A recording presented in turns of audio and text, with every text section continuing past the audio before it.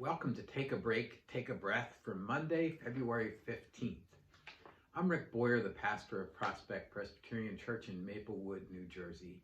And Take a Break, Take a Breath is an invitation to pause in your day, to stop all the busy activity and the running around and the computer work, and just pause for a few moments to center ourselves in God, the one who made us and loves us and calls us by name, to find our roots again, to find our foundation again. Each time we've been coming together, I've been reading a different psalm or talking about a different psalm, and today it is Psalm 137. Psalm 137 is a psalm of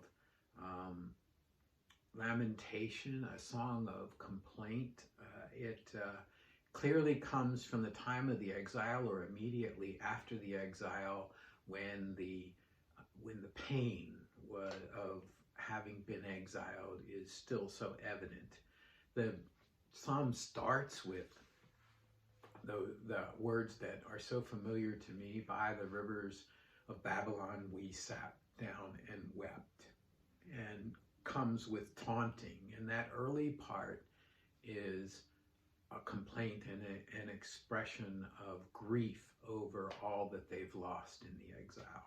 The middle part of the psalm is really the heart of the psalm, and the end of the psalm is an expression of the anger, getting out all of that anger and that expression for that desire for revenge. It's the middle that forms the heart, as I said, and it's the middle that enables them not to act on that desire for revenge.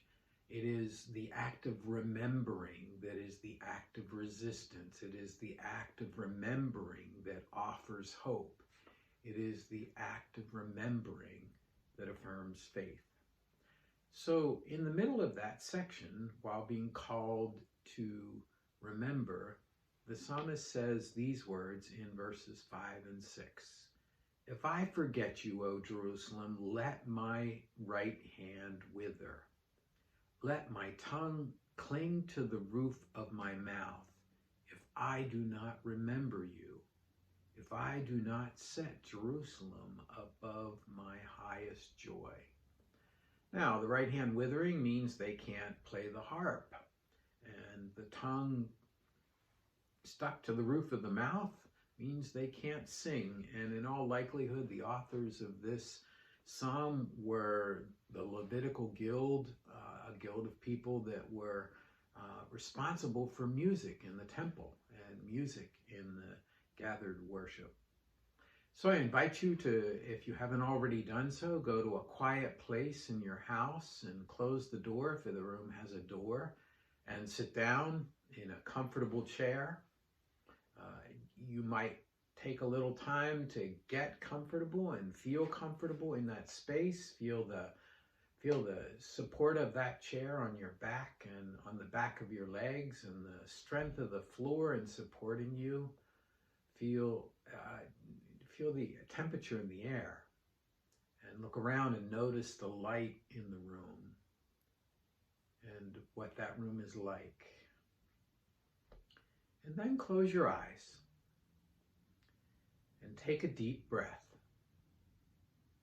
And as you breathe in the breath of God. And as you breathe out all that separates you from God. As you breathe in the breath of life. And as you breathe out all that does not give you life. Breathe in God's life. Breathe out all that does not give you life. Breathe in God's peace, and breathe out all of those fears and worries and anxieties and tasks that need to be done. And imagine that the peace of God is spreading throughout your body. Imagine that it comes like wading into a river, a calm river. And as the water hits your feet and your ankles and your calves, it feels so good that it brings relaxation, and a smile breaks across your face. And as you wade in a little further up to your hips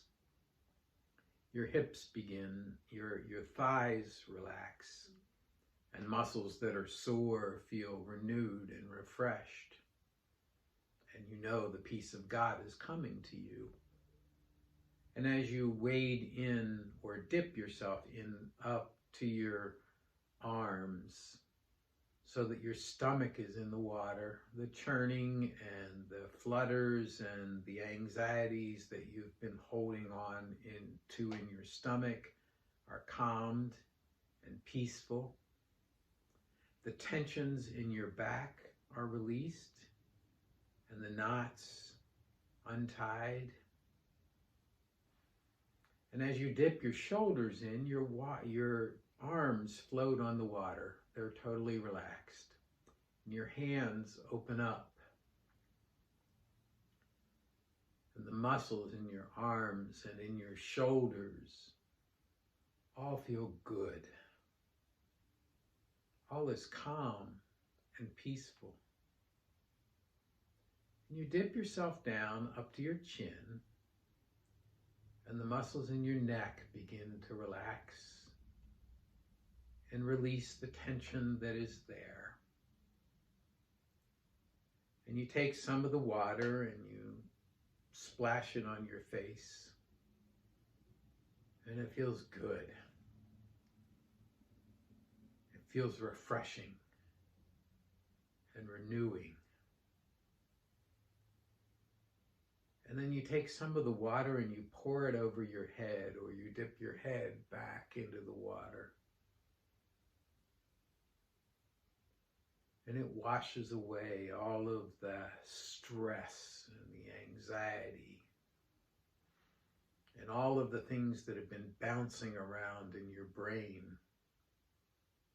Become still for a while.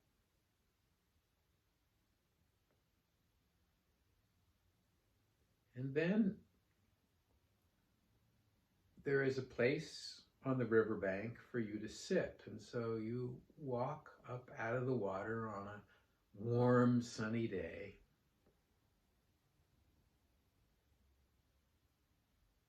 And you sit down. You throw your head back to enjoy the sun. But you're also thinking about all of the burdens that you carry. Nothing like the burdens of people in exile, perhaps, although it is a bit like that, just much less as we spend these days of the pandemic in isolation from one another. You're considering all of that. And you're remembering all of the ways that God has been good to you. You think back to those times. It's perhaps hard to remember because of all the things that are going on. And as you do so, someone walks down the trail to the river and smiles at you. And as soon as this person smiles, you know it is a messenger of God, a representation of God for you. This person comes and sits.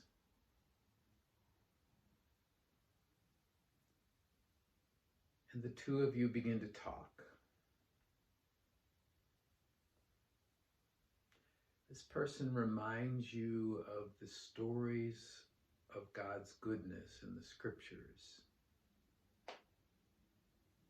and the times in your life when God was good to you.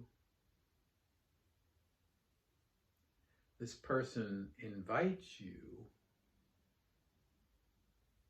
to lay out your complaints in the current time, to express your grief and your anger, and to remember the goodness of God all at once. An ambiguous, conflicting thing, but all the same, a very real thing. I'll be quiet for a few minutes while the two of you talk.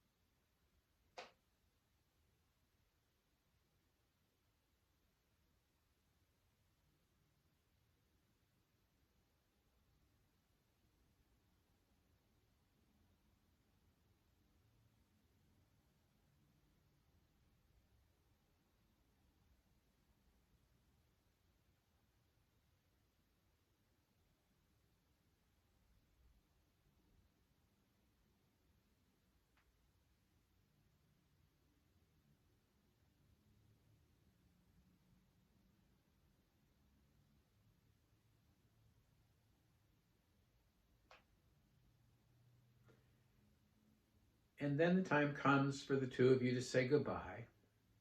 And so you say goodbye in whatever way is appropriate. And you watch as this person walks back up the trail and disappears. Now let that image fade away and bring yourself back to the room where you are.